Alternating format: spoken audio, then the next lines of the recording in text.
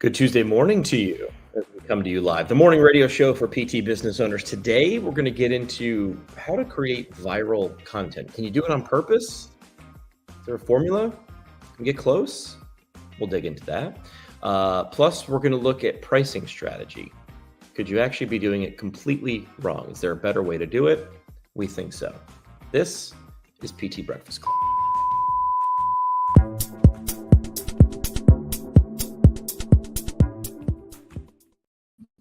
Good morning to Dave and Tony. Gentlemen, good Tuesday morning to you.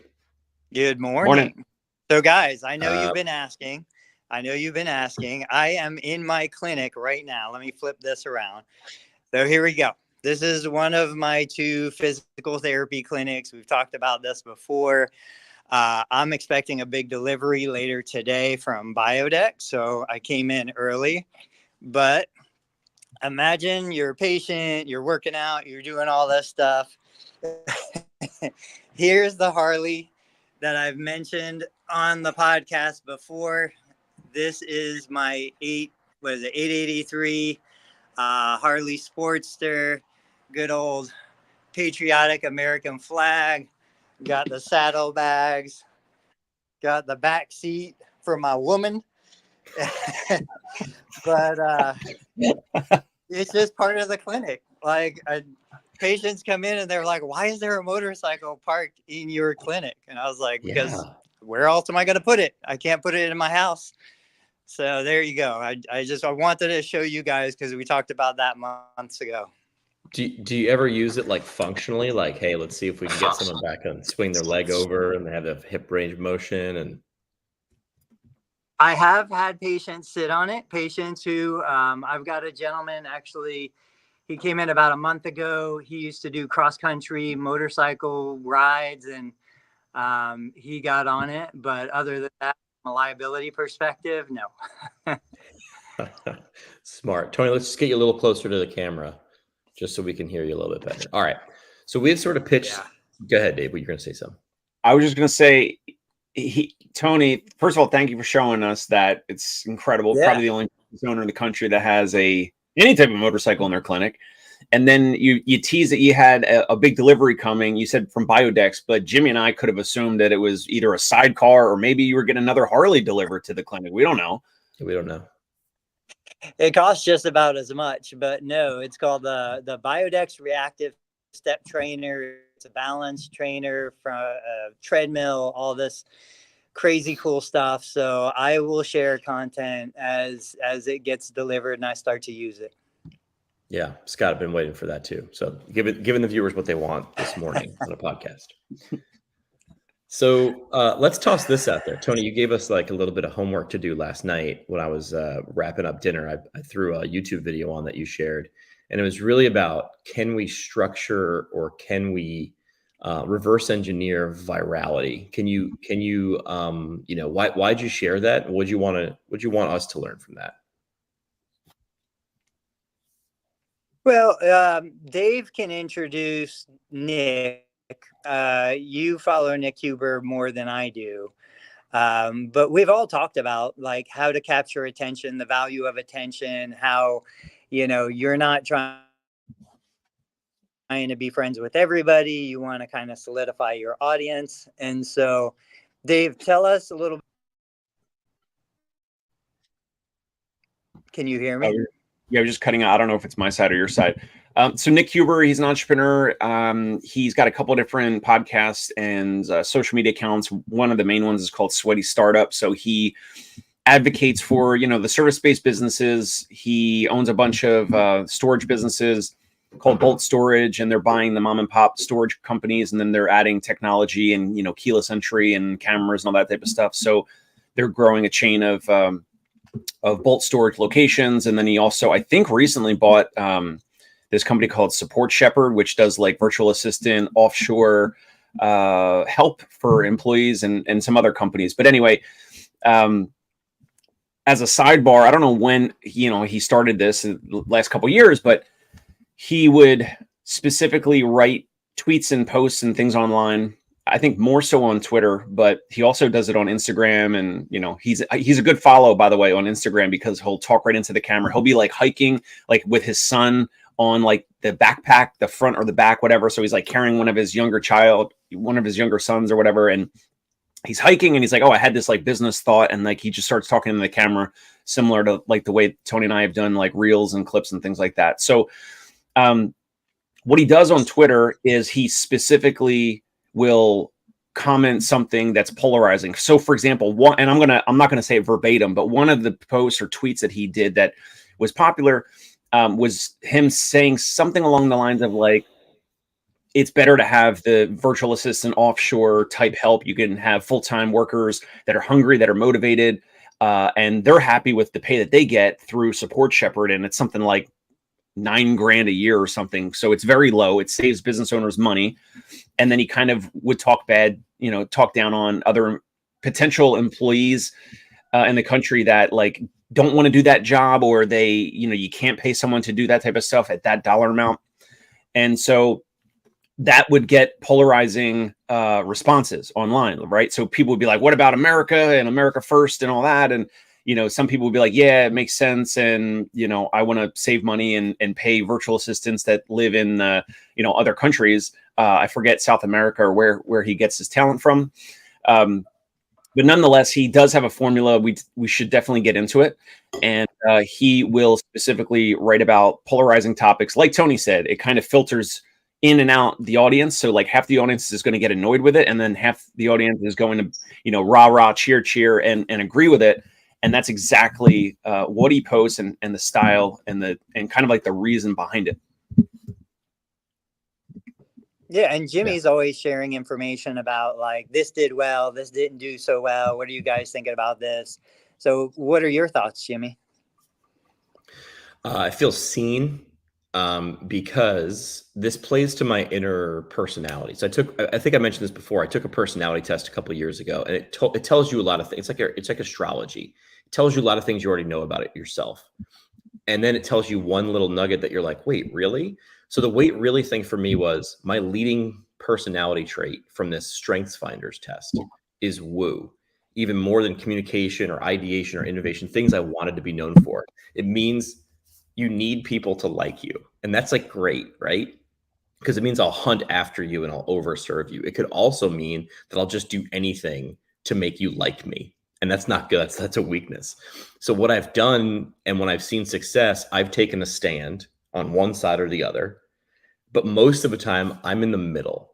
So when this thing came out, I was like, oh my gosh, like I am doing the thing that I tell other people not to do. And I'm just doing it because I want everybody to like me.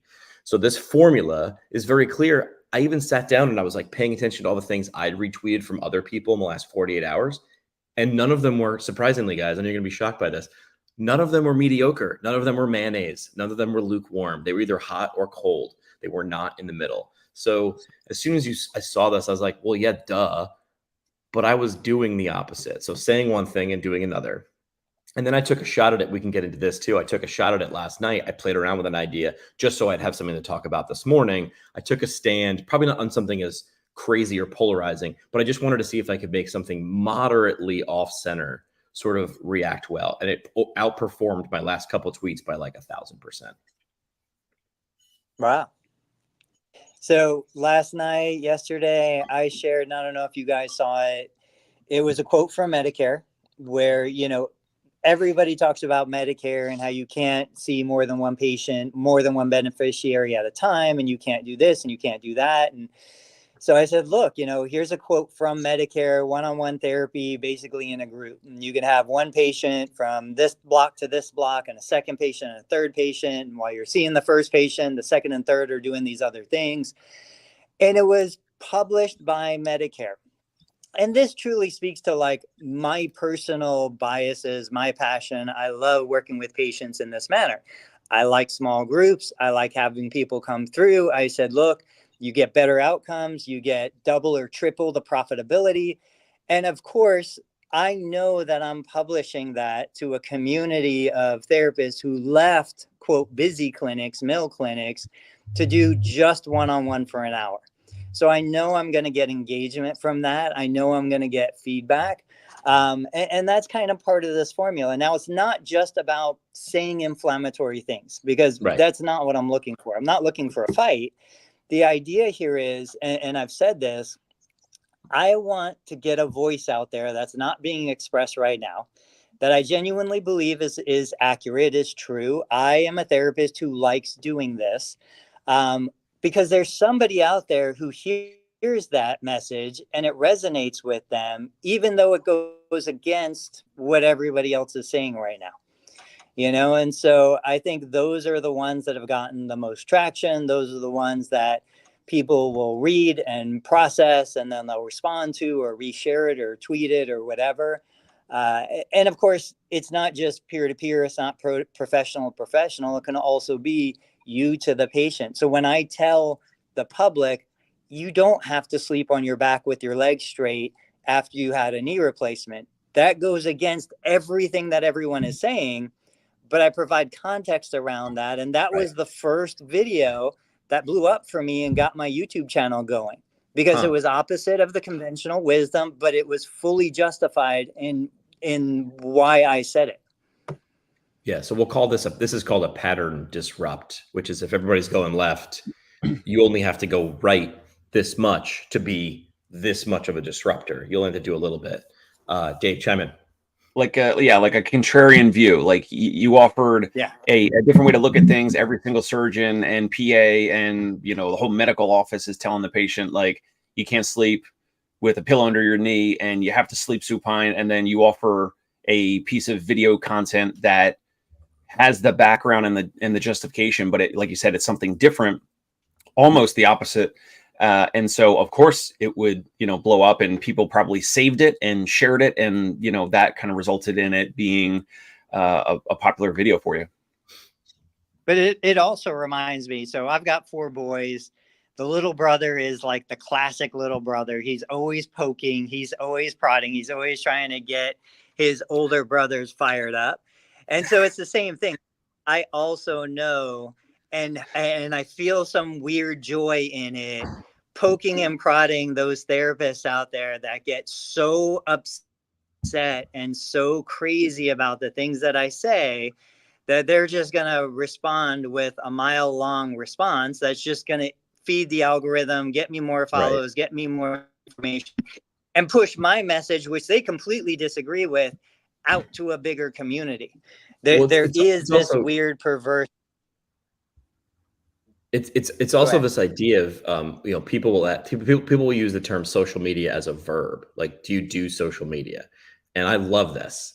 And I'll say, because I work with organizations and they're like, help us. Can you do the social media for us? I'm like, well, it's not a verb.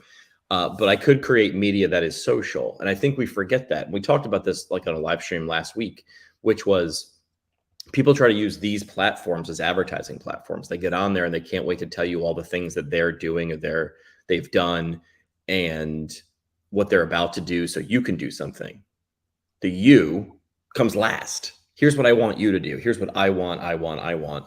Where I think if you give someone a different viewpoint, people either want to scream hallelujah. I mean, once a week, people go to these big, tall buildings and they want to be given something to say amen to. But they're swimming in a sea of sameness everywhere else as they're just scrolling and they're just watching other people talk about themselves.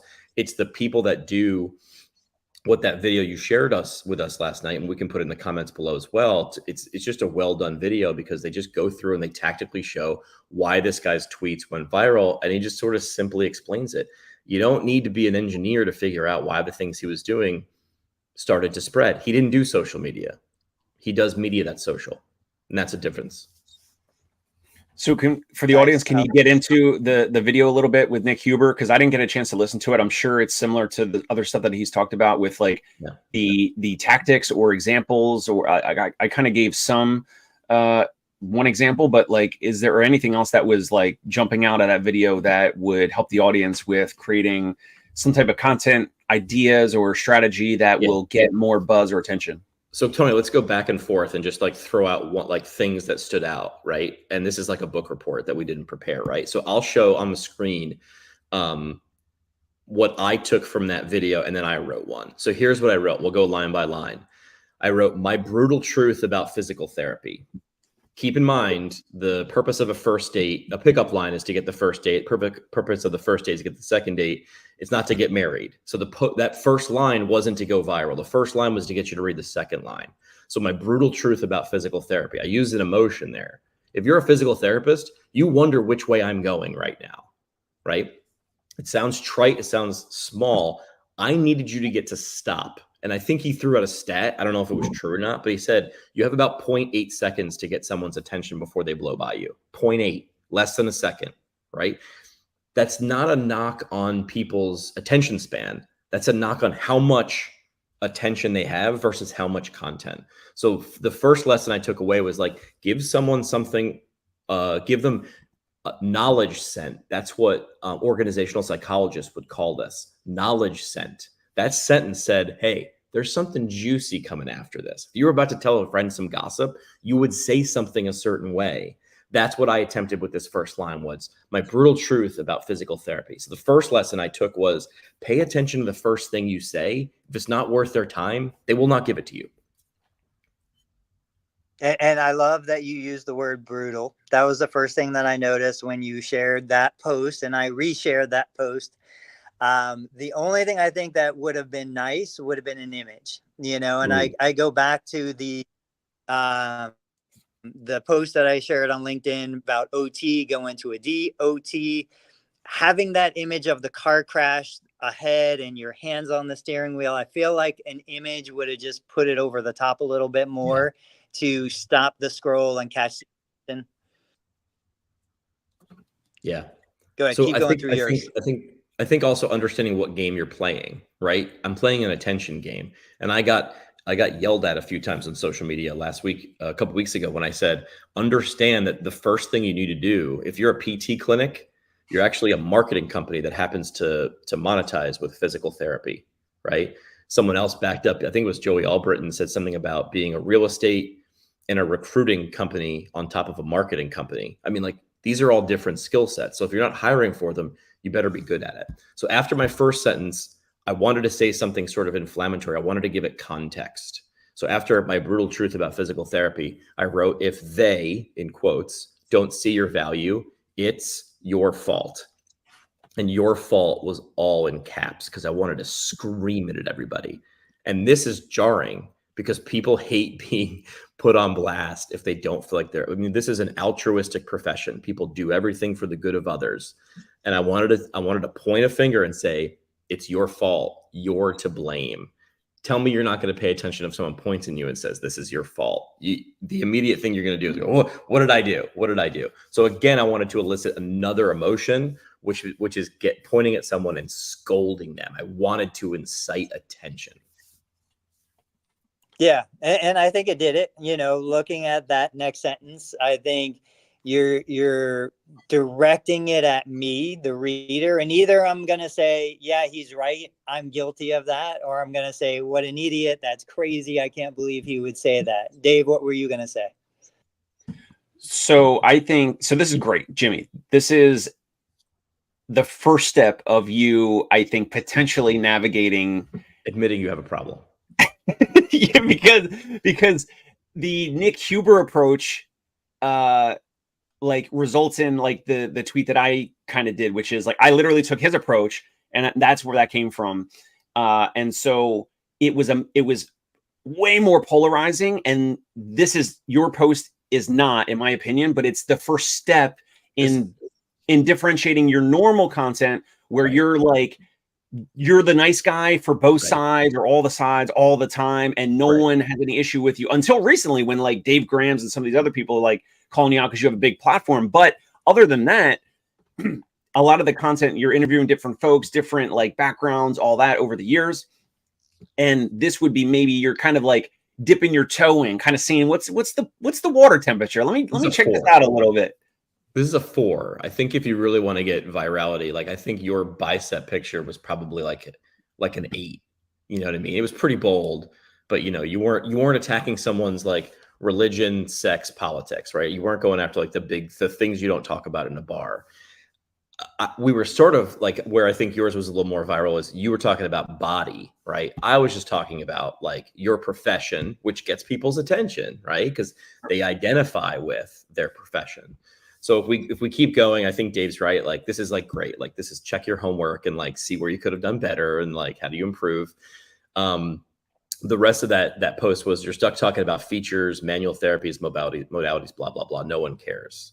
People want results, outcomes, transformation. So I think the topic that I picked was all right. I think it was a 4 or 5 out of 10 in terms of like, could it be a little bit risque? I think I could have went further, and I did this morning, and I'll check it in a second before we move on to topics. But I looked at this and said, these guys are going to tell me to try again, pick a little bit of a different topic and push a little more, put a little more hot sauce and less mayonnaise, and we'll check in with that one. But I picked our profession ending or being absorbed by another profession. So I feel like that's a little more risque. It's like, wait a minute, you're going to tell me the thing I've worked for my entire life is just one day not going to exist, but I back it up with reasoning. And I want you to come at me. This is a hill I'm going to die on. Somebody already did. They said, are you just saying this for hyperbole and for clicks? And I backed it up with artificial intelligence. I actually gave ChatGPT my argument and the AI agreed with me. So the idea is like, figure out the edges. I think it was Gary Vee's like, go to your local supermarket and count how many types of mayonnaise there are. And then go down the aisle a little further and see how many hot sauces there are. Mayonnaise is in the middle of the bell curve. That's where safe is. And I know I'm guilty of it. Being safe feels safe. It's actually risky. Be on the edge with your ideas. Yeah, I was thinking about that. I saw that post about PT, was it PT, OT, and maybe PA combining. Mm-hmm. I love it. Like immediately that excites me because I'm like, yes, somebody needs to do this, create a new profession, just blend all of those things together. Even just the idea of PT and OT being separate. Like, why don't we just bring PT, OT, ATC, all of it together into one profession? So like, I think that resonates, makes me excited, makes other people defensive, but it's a great message. And it goes back to like what I said before about restoration therapists. Like there are no restoration therapists anymore. So it's not far-fetched to think there won't be physical therapists anymore. Right. So here we go, live tweeting. And I like this guy a lot. His name is David Poulter. And I'll zoom in just a little bit. He's responding to this we just talked about. And he was saying, I understand this, me saying that essentially we're all just going to be physiatrists. That's the only thing that's going to be left. And he quoted it with some research, which is what I love. And the research came from the 80s. It says the problem facing physiotherapists in the 80s revolved around their credibility as a professional group.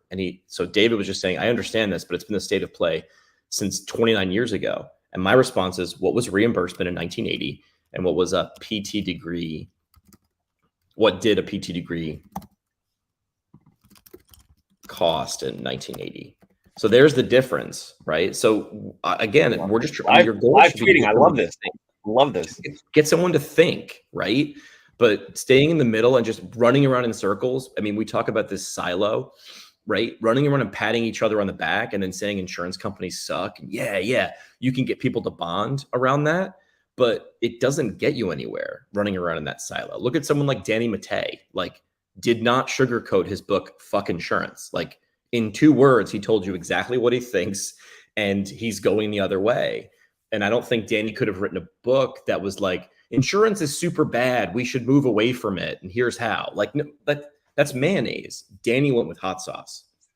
So that's the point, and I agree, which is he knew up front, like that's going to really attract some therapists, and it's really going to repel other therapists. And the same thing with my tweet that I told you guys, 96 or something thousand views at this point, the bicep one, because again, it talked about, like you said, the body and charging out of pocket and a premium dollar amount for physical therapy and that whole thing. So up front, before I even tweeted that, I knew that was going to do the same thing as Danny's book. I knew that I was going to get support. And by the way, I only tagged like Bo Babenko and Josh Funk. Some of these other viral tweets, they tag as many people as possible to try to juice it. I only tagged a couple buddies. I knew it was going to attract the cash-based therapists that were going to agree with me. And then it was also going to repel and annoy and irritate, I thought, 60 to 75% of the therapists on Twitter. And so there you go. Now with your post, Jimmy, I don't think, like, and I don't know, you tell me, like, I feel like before you hit post on that, like, you have to kind of think like, is this going to attract the Tony Maritatos of the world? Is this going to repel or attract the Dave Kittles of the world? Like, who is this? You almost have to have like, you have to know the reaction, I think, before you post it, like which 2 sides or 3 sides, whatever it is, like, who is this going to attract and repel? Yeah, this goes along the lines of my thought process whenever I work on a communications project, which is the first question. People want to rush to, how are we going to share this? Where are we going to put it? What kind of video we're going to make? And I think they asked the wrong question. The number one question needs to be who? Who am I making this for? And the answer cannot and should not be you, because my boss said I have to do a post a day, or because I feel like I need to be on social. That's cool. The answer needs to be who. Who are you educating, entertaining, annoying, infuriating, all the ing words? Who are you doing this for? And then what will ruffle their feathers in a good way? Because you have to earn their attention if you want them to pay attention and spend time. Pay and spend because you want attention and time. And then obviously the last element to this, I think, is you can't just be one of those people who generates lots of attention and doesn't do anything behind it. Like the 3 of us have proven track records. We've accomplished things. Like we are all doing stuff. So even for me, when I'm, hang on one sec. I'm going to step out just a minute. Cliffhanger. Maybe he's going to go kickstart the bike. I think what this does is it's going to put more importance on actually being thoughtful, right? I think if you look at a video from 10 years ago on YouTube that has 60,000 views, you're like, that was a really valuable video. And you look at the video then and you're like, it's got nothing. It's because it was the Wild West. There were tumbleweeds on YouTube. Putting anything on YouTube 15 years ago, and you were going to get, 2% of YouTube's traffic, and that's fantastic. So I think as an online world gets more and more crowded, like 5 years ago, Dave, if I had turned to you and said, I think your business, Concierge Pain Relief, should have its own podcast, you'd be like, that is a crazy waste of time. And it would have been then. But I think now you can see as a podcast is a vehicle for, we've talked about this before, even if no one listens to it, you've had 15 conversations in 15 episodes, that could be 15 relationships. I wish I understood the value of podcasting back when I started podcasting. Although I sort of did just because I did 1,600 episodes, but really I did it for sort of a reason, which was have conversations, learn stuff, and you actually get to share. But that was it, right? Like there's the secret sauce, which is, what is the point of this? I was just super excited to have conversations. The audience in my case was, this is what I get to come along and learn with. Did someone steal your motorcycle? No. That's the reality of broadcasting live from the clinic. I like it. Dave, what were you going to say? So the idea of a practice having a podcast, like you see it more and more. Like I can't remember names. Maybe Tracy Scher, the pelvic therapist down in Florida, and other therapists like that. I would say it's a great idea. Actually, we've been considering it, and I've been considering it because there's a few physicians, and one is kind of like a buddy at this point that's a podiatrist in the city, and he refers to physical therapists. He's even posted physical therapy content on his own Instagram account, maybe because he doesn't have his own content. So then I'm thinking I could just do videos with him. I could just do Zoom, whatever. I can pay Nate or someone else to chop it up and make a video thing. And there's a couple things why would I even do that? I wouldn't track the dollar amount that I'm paying someone to edit and record or whatever, but I would be able to just do calls like this with physicians, with potential referral partners, with nursing agencies. There's concierge nursing companies, all that. Build relationships, record the conversations. They can have the content. I'll post the content. They can share it if they want to. We're going to share it. It goes online. Who knows what can happen then, right? It's going to get other potential referral sources and physicians that want to get and want to be in the spotlight, right? Tony's done this, PT spotlight. We can talk about it in a second. Speaking of referring physicians and just asking them hey, what do you specialize in? Who's your ideal patient? What's your favorite procedure? Or tell me a wild anonymous story of a previous patient that when, I don't know, yelled in your clinic, whatever, funny stuff or whatever. Then that might attract more referral sources to you. It might attract new patients because potential patients in your community see that and they're like, oh, here's the doctor that I know, but I don't know this physical therapy practice. Right. And then the trust immediately gets shifted over to you. Potentially you have new candidates, new therapists that are looking at your practice. They're thinking about applying to your practice. They go online. They're like, oh, look, they're interviewing other physicians and PAs and DOs and whatever. It could have so many positive trickle-down effects. And so since I've seen the power of this, of the video that we do, the podcast, the show that I have, the Dave Kittle show, and all the other things kind of come after that, I could see the positive benefits of that. So we're certainly considering it, even though I know you just threw it out, Jimmy, like, hey, if a practice had a podcast, and I'm thinking like, right, we should actually be doing some video. The fastest way to get a bunch of PTs to pay attention to them is have someone who isn't a PT give them a compliment. Like this happens once every 2 months. Some physician or someone outside our profession in a respected profession will say something great about PTs, and then PTs can't wait to chime in on it. I say the same thing. It doesn't go anywhere because it's expected. This goes back to the first thing we talked about. It's a pattern disruption. It's obvious if I say it, right?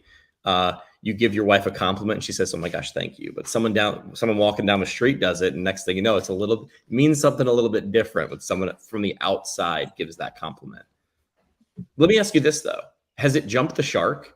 Like, have we hit the point of like market saturation where like people understand what's behind the curtain, that they're just sort of tired of it? Or is it humans having conversation at scale and that doesn't really ever jump the shark? Meaning, does the public know what we offer? Is that what you're kind of saying? No, sorry, bad question. So I got a bad answer. Better question. Have we reached saturation where hosting a podcast and just talking about ourselves all the time has reached its like market saturation point? Well, I mean, I think any show or podcast should be talking about some topic or talking about the person that they're interviewing or talking with. That's what that's how the other side benefits. Even the Joe Rogan show, like he's talking to the guests, like he's not always, sometimes he'll, like, I haven't listened to in a while, but sometimes he'll talk about his archery or his M&A or Brazilian jiu-jitsu or whatever.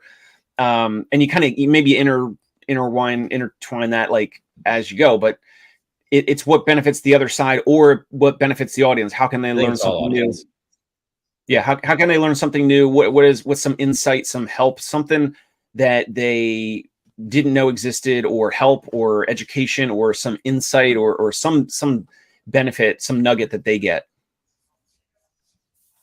Yeah, I think that's the main thing, is just sharing that different perspective. I mean, look how long Oprah had her show. Look how long network TV has been around. You know, we're not even scratching the surface, let alone jump the shark. And I used jump the shark yesterday with my wife. I haven't said that quote. I don't think most of the people watching even know what we are referencing when we say that. If you know what jump the shark means, I'd like you to do it. Just give me a thumbs up explainer in the comments that you get the inside joke. All right. All right. To sum it up, I really think you need to sit down and pay attention and understand who you're creating content for, what things they care about, and then how you're going to actually approach that. I think being thoughtful in not doing social media, but creating media that's social this is an ounce of prevention, pound of cure. This is an ounce of preparation could lead to a pound of result, instead of just sort of flinging things online, which maybe worked 10 years ago. And that was like quantity over quality. That doesn't work anymore. It doesn't work in your favor anymore. So being thoughtful is probably the better way to go. So real quick, before we jump over to pricing again, before I got interrupted, what I was saying was, I think a big element is we all have a verifiable history of doing stuff. We're not just saying this stuff to get the public riled and get views. Like when I talk about, having 6 patients come through my clinic an hour, doing 1 unit treatment for each of those 6 patients. Like I am literally doing that. I can show you examples of people in my clinic. And yesterday, I don't know why I didn't think of this. One of my patients who comes 5 days a week was like, yeah, I said, well, I'll see you on Wednesday. He was like, no, I'll be in tomorrow. He's like, oh, that's right. Like, why didn't I ask this guy on camera why you're coming 5 days in a row? So he can tell other therapists who think there's no geriatrics who would drive to your clinic 5 days in a row. Absolutely there are, and they love it and they appreciate it. And this is part of their social and part of all of the things that make therapy great. So we have real world examples that we can share behind the posts and the comments and the things that we put out there. All right, so let's switch over to pricing, which feels like cost pricing, or the first time somebody ever pointed this out and said reimbursement instead of being paid. I was like, oh my gosh, why do we say reimbursement in healthcare versus getting paid? It's almost like a dirty word. Why is this topic important? Dave? Well, I mean, it's important because a couple of things. One is that's how you pay all your bills.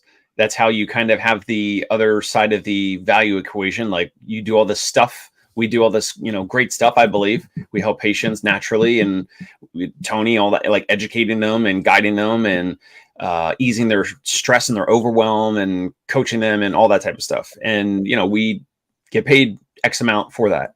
We're going to talk about pricing, but like the one caveat is that, and Tony can correct me, but like if you have in-network clinics, like in-network practices, like this pricing sheet, this menu is pretty fixed. It's, if anything, it's decreasing, but when we talk about pricing, and the one example that I sent to you guys, we can get into, but like there's companies that can change pricing, and usually it's going to be increasing pricing. In healthcare, we can't really do it unless the person, the patient, the client, the beneficiary, whatever, is paying out of pocket. So just a little bit of an intro before we dive in. Yeah. Yeah, I disagree. Not surprisingly. It goes back to like, we have to understand the language you're using. We have to understand what it is the insurance company is buying. You are correct in the sense that I can't change the price of a CPT code with the insurance company.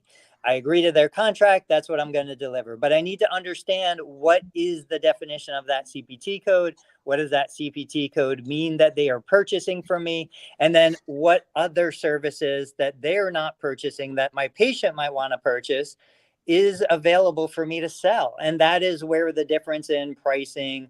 And, Jimmy, I'd like to hear your perspective when you said, why are we calling it reimbursement? I'll tell you why it's reimbursement, but what do you mean by that statement? Yeah, it almost like took away, because I came as a second career, right? So when I sold an advertising campaign, you paid for it, right? I did it, then you paid me. Or you paid me, it didn't really matter. You still paid me. I understand reimbursement is I do something and then you pay me back for that. But it almost sounds like when someone said I need to be reimbursed, my first thought is I need to be made whole. I need to be brought back to even.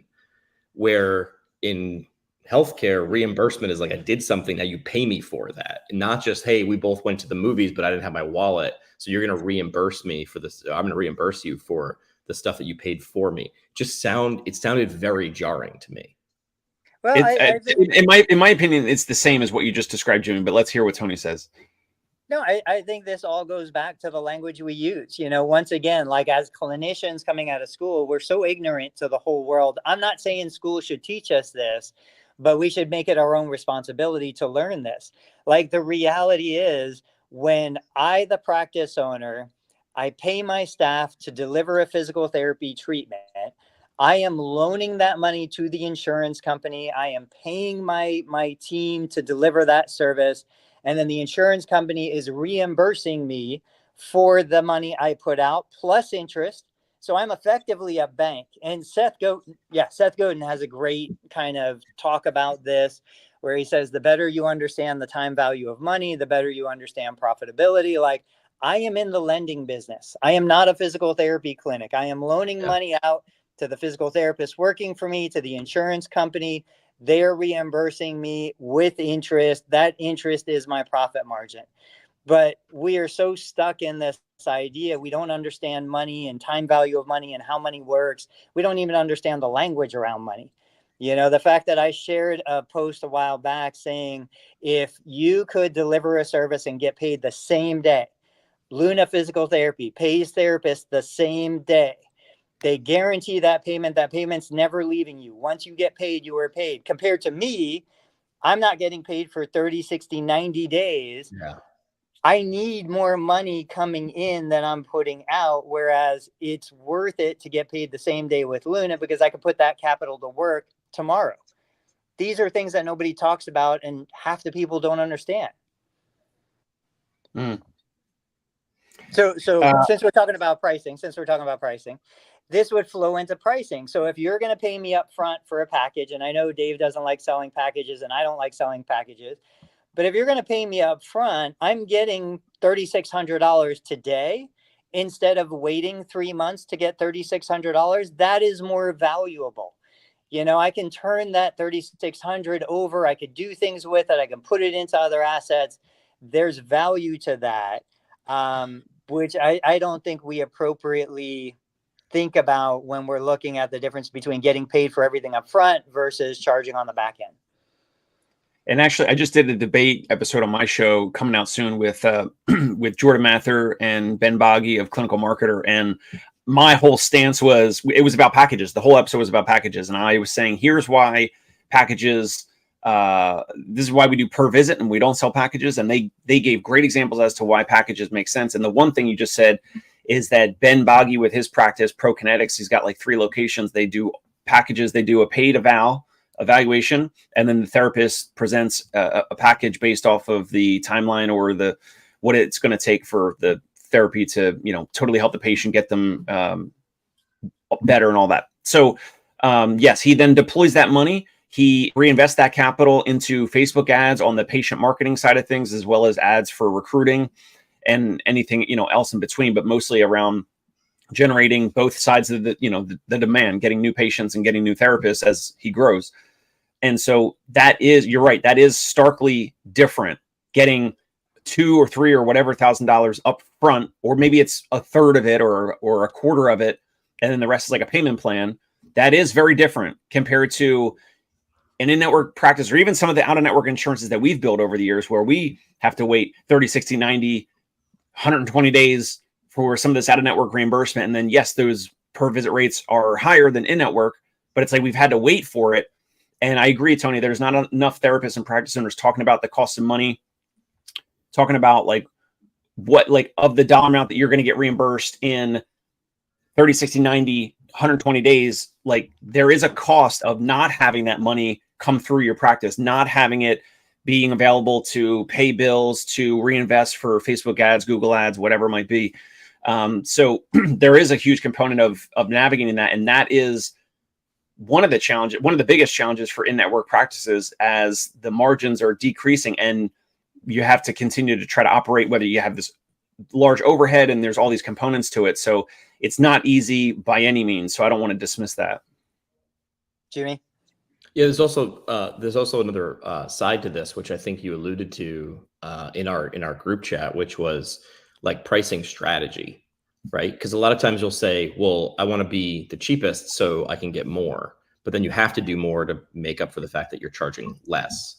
And I think the story had something to do with a Ferrari and yachts, right? That was like a good positioning or anchoring strategy, which I don't think enough PTs do well enough. And I can fill in why after you tell the Ferrari yacht story. But it's because in my opinion, it's because we're trying to sell physical therapy, not an outcome. Yeah. So Rory Sutherland is Brilliant. Just a genius marketer. I watch everything that he puts out. He was talking about selling Ferraris, selling Lamborghinis, high-end cars. He said, if you're trying to sell a Ferrari next to a Lamborghini, it's going to be hard.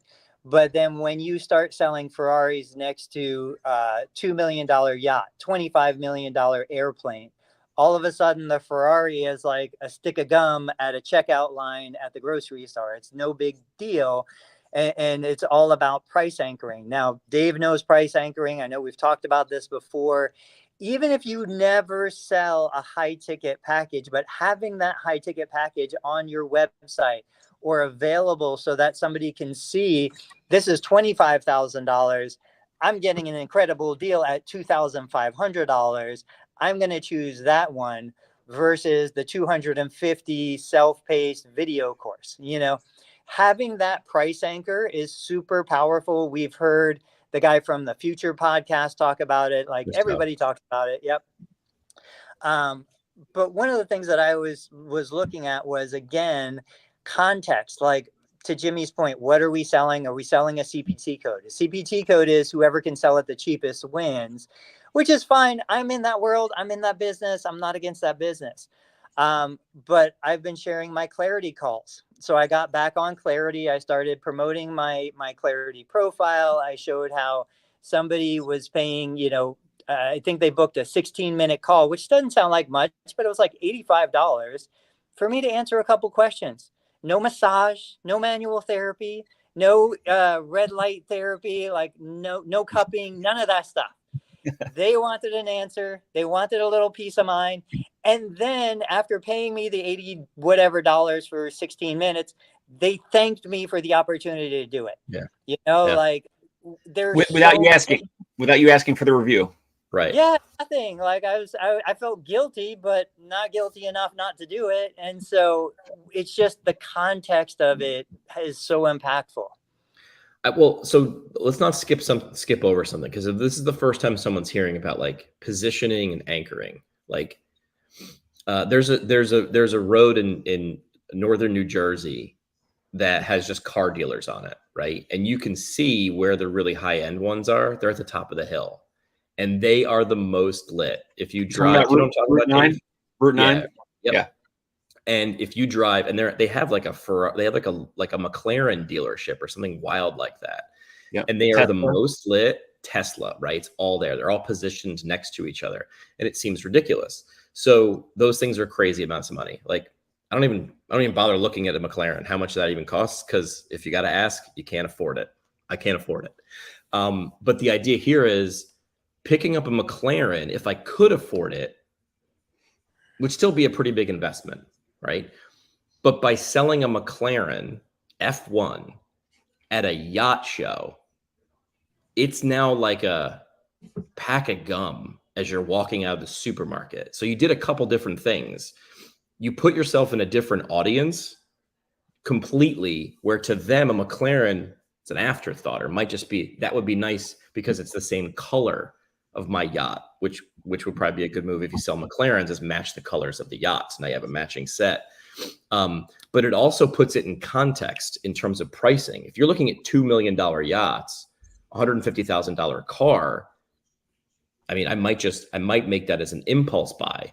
So how can we use, because it was brilliant. They found out by putting McLarens next to Lamborghinis and Ferraris was harder to sell. You sold some because, hey, I'm in the market for a super luxurious sports car. But by putting it next to yachts, it doesn't make any sense until it's brilliant.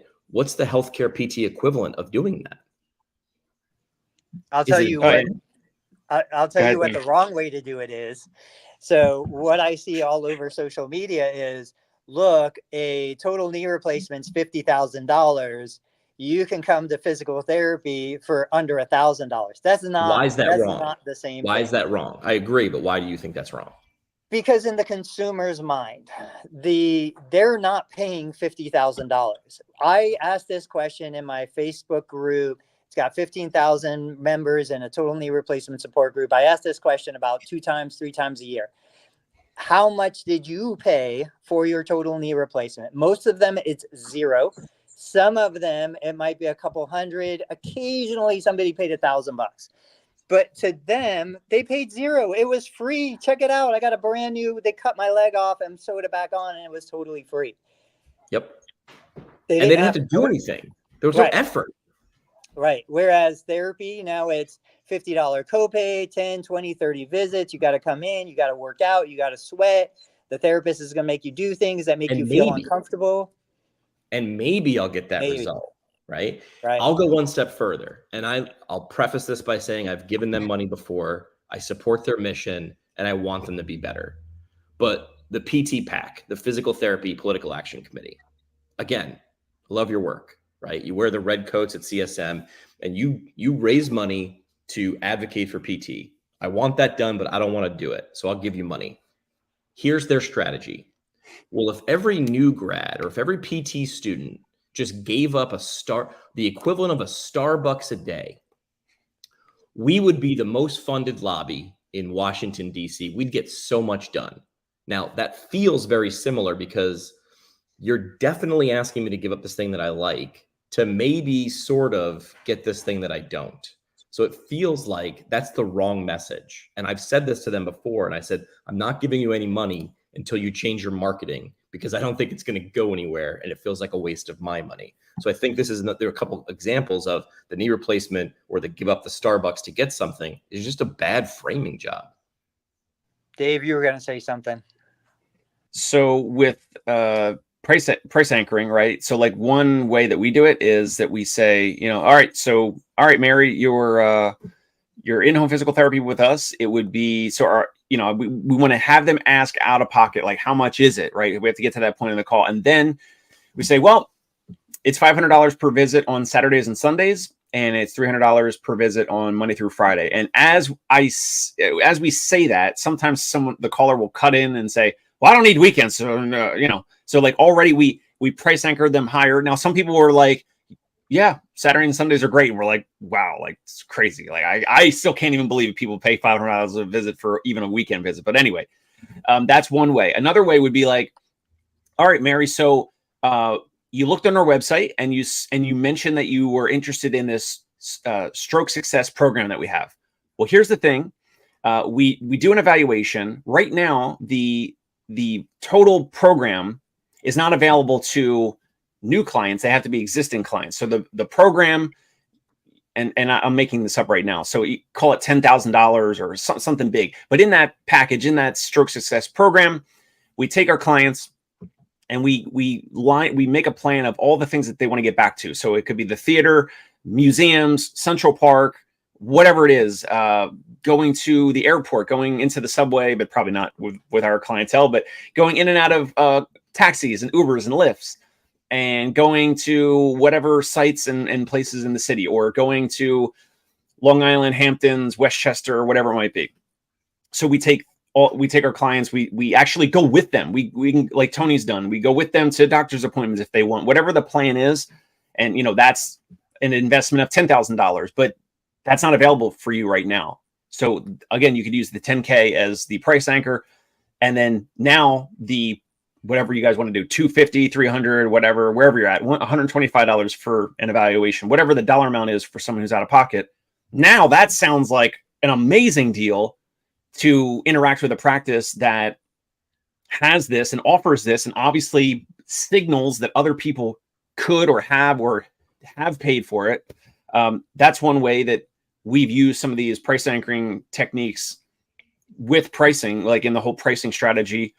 And that's the thing that a lot of these insurance practices don't migrate to. They don't adopt or use. And that's the difference between the flexibility of having out of pocket. You can raise your rates at any time. Like right now, I could raise my rates to the next caller or all the next callers next month, next year, whatever. And a lot of insurance practices either have to do cash pay services or they have to drop insurances because, again, they're not increasing their insurance rates at this time or ever. Does this work? What I just put on the screen? The tweet is, you're debating whether to offer 10% off for a $50 product, while a Hermes bag, did I say that right? Yes. A Hermes bag sold for $2 million. I'll let you in on a secret. Higher prices can drive higher demand. If, and there's a big if, it's done right. How? Big if. Big if. Now, does that work? I've seen some people do it, but do the people that this works for, do they understand what business they're actually in, right? Because if you're in the over-serving an insurance company, that won't work. They don't care, right? Someone was circulating a question the other day. What will we have to show insurance companies? This person was specifically trying to get paid more if you had like advanced certifications, like an OCS, an NCS, an SCS. What will we have to show them? And my response, I'm sort of doesn't matter. It's not happening. Nothing. It's never happening. Well, we can show better outcomes. Doesn't matter. Won't matter. You're pitching to the wrong audience. So my question is, if someone understands this, where would this work? This has to only work when the person that understands your value is the one controlling the money exchange. So if you're going direct to consumer, this could work. If you're not, this will never work. Yeah, but I would say you can layer direct to consumer on top of the back of an insurance company, and so with this new treadmill that we're getting, and I'll share this with anybody who wants to see it.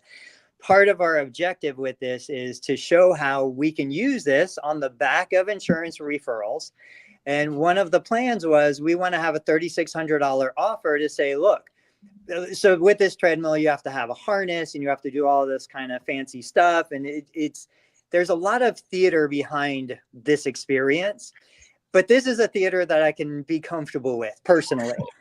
So, so what we're doing is the treadmill's coming today. We're going to develop a $3,600 offer for patients who have had total knee replacements, who want to get back to best possible walking, normalized walking, whatever, travel, leisure, like that kind of stuff. None of that is covered by insurance. There will be elements that are covered, but one of the aspects in this conversation is, hey, you literally just got a free $50,000 knee replacement put in. It's like you got a free minivan, and now you're going to invest $3,600 to get that minivan working the best it's ever going to work, you know? And so there are different things we're going to test. I have no idea what's going to work, but the idea is I do plan to build all of this self-pay stuff on the back of an insurance-based referral. But that's icky. That's icky, Tony. That's selling something to someone. I mean, I talked to a practice owner, and they had a beautiful clinic with a lot of square footage. And I sat in their clinic. This is 2-3 years ago. I sat in their clinic while they suggested products. And I said, why wouldn't you, if you actually suggest those, why wouldn't you have those in inventory and mark it up 20%? They're like, well, we don't do that. So you don't make the 20%. If you don't give me a chance to give you money, it's not flying out of your pocket. And keep in mind, like, this is where it starts to feel icky. If you offer me something better, and there's really only 3 things you can offer, right? We can go to that value pyramid that I always throw up online, but it's, can you do it better, faster, or cheaper? We love to focus on this cheaper. And I think the better and faster is the way to go. Is Dave going to show up to my house? That feels like faster because I don't have to do it. Also feels like concierge, which is why it's the first name in his company, right? It feels like it's better. Dave's not running around. Dave's not, the discount. He's not Aldi, but there's a market for that. There is. There's a smaller market for faster and better, but that makes it a higher market. People are willing to pay more if you understand what problems you're actually solving people. Great point. And I hope I'm wrong here, but Tony's current clientele that is used to using their insurance, and just the example of they get a free minivan, and here's a thing to make the minivan like optimal, soup it up, like all that. I hope I'm wrong, but I cannot imagine that clientele paying $3,600 out of pocket for a Biodex program. I hope I'm wrong. Wait, are you? Those are not buyers or spenders of an extension of a health and wellness component of that dollar amount. Maybe the Biodex will be so big and grand, and Tony can kind of frame it and position it and wrap it in a way that is an irresistible offer for them. And I hope so. And I would love to hear it. I'm sure he's going to make content about it. But the folks that come in that are using all their in-network insurances, they're not paying out of pocket for Tony's aftercare program. They're not paying out of pocket for anything else related to their health and wellness. And magically, Tony, you think that they're going to pay $3,600? I don't see it happening. I hope it does, though. Jimmy, go ahead, and then I want to respond. I was going to say, how are you going to frame it? Is it going to be, tell me how, like, explain it to me. I just had a knee replacement. Like, what is this? What do I get out of it? Dave, you're right. It's not for my existing clientele. Okay, there we go. Perfect. 100%. I am not marketing it to the people that have been with me for 20 years. This is either going to be targeted toward patients who have had a knee replacement. They've been through all the rehab. They're frustrated. They're desperate. They want to travel. They want to play pickleball, and they just can't do it. And conventional therapy hasn't gotten them there. That's one target demographic. And then the other target demographic is the patient that is so terrified, so fearful. They're desperately seeking something. They've heard all these horror stories about going to the hospital-based PT and the therapist pushing their knee too hard and making them worse than they were. Those are the two clients that I'm marketing to. And of course, if we go the targeted ad route, if we go YouTube video route, I am going to be talking to an affluent community. I am not going to be talking to the person who's struggling to put food on the table. So yes, this is going to be sold and positioned as a luxury, a premium, nice to have that I want to buy, and it's worth the money. Not I'm desperate and I need it, but I don't have the money to pay for it. And how many hours or visits or whatever would someone need or get with this $3,600 package? So, I'm asking you specifically because if you're doing YouTube stuff, then are you going to be having people fly in and they're going to have to stay for an extended period of time, or is this only for the local community? So what would they potentially get with this package? For the typical patient that I'm expecting to do something like this, it's only local people. I still love open door, unlimited access policy. So to me, I'm thinking here's my real thought. 3 months, unlimited access. It is not physical therapy. It's access to the equipment. You will have somebody to gear you up because you need to have the harness and everything. So there's an expense I'm incurring with that. But outside of that, you're on your own. And what I expect to happen is they're super compliant from month number 1. They're coming in every day. They're motivated. They're excited. They start feeling better in month number 2. They start to miss a couple sessions. And then by month number 3, they're done. Like they don't even want to come in anymore. They're living their life. They're playing golf. They're playing pickleball. They're doing all the things they want to do. But it's sold as 3 months, 12 weeks, unlimited access. We are going to get you, to your goal. So that's like $75 a visit if you do it 3 times a week for 3 months. Yeah, whatever I don't know. I haven't done the math. Now, what happens if you sell several of these and then you have 2 or 3 people that show up for the same time slot to use it? Like, are you going to have it scheduled out like time slots? Yeah. It's what we do right now for our wellness stuff. They're still booking. There's still appointments. It's automated like that. We have a limited access. You can come in at certain times. So to Scott's point, if it works, could be considered a franchise opportunity. What I really want to do and what Cybex is helping me work on is basically making this a business in a box, making this a model with proof of concept so that other therapists, but guess what? Other personal trainers, other LMTs, other individuals who want to step into the balance and recovery space, who don't even have to be a physical therapist, could purchase this kind of equipment and roll this out within their business. That's the deeper layer of what we're trying to do with this. So I'm now playing the advocate or the devil's advocate of the part of the audience is like, this feels icky. This is gross, right? Because I feel like what you're offering can sometimes get lumped in with, and I don't want to name any treatment, but a treatment that might not have any scientific backing, and people would lump it in with snake oil. It feels like people conflate the two. Like people will say, look, you're selling access to a treadmill, just throw that in. But you're selling access. That's what you're selling. You went in front of, just like if the guy who renovates my bathroom is like, I'm going to need to use this tool that I invested this much money on your bathroom because it needs that. I sort of understand I need to pay more because he needed to pay more. I'm getting more. I'm getting a better thing in the end. So I don't want to conflate the two. I want to make sure people understand that Tony is selling access to a tool to get a better outcome that has some science behind it, right? I think a lot of physical therapists, because we have this Peace Corps gene, look at it and they go, oh, you're just selling this is another flim flam. And I think we need to stop doing that as a profession because I see it happen a lot. Yeah, I agree. We're over time. How do you guys want to wrap up?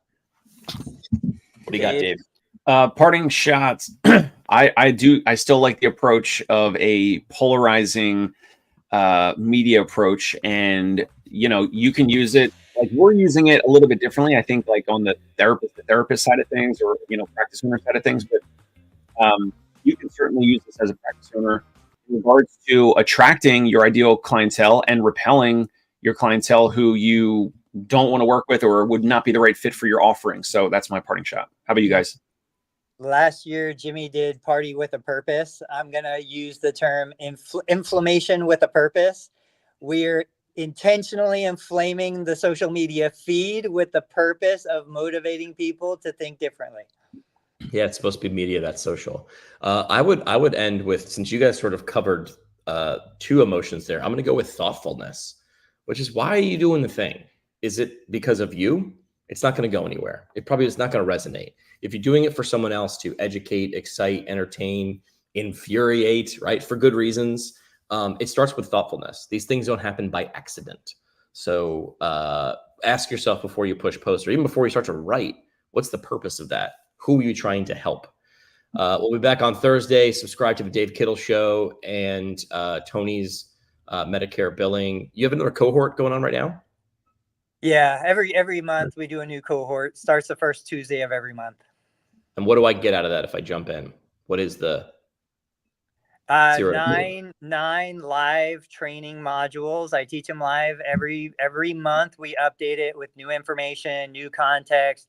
I'm going to try to do something a little bit different for October and November, so I'll share that information later. All right, we'll be back on Thursday. Subscribe, like, let us know if this was good topics, or if there's anything that is bothering you, or you'd want us to go a little bit deeper in. We'll see you guys on Thursday.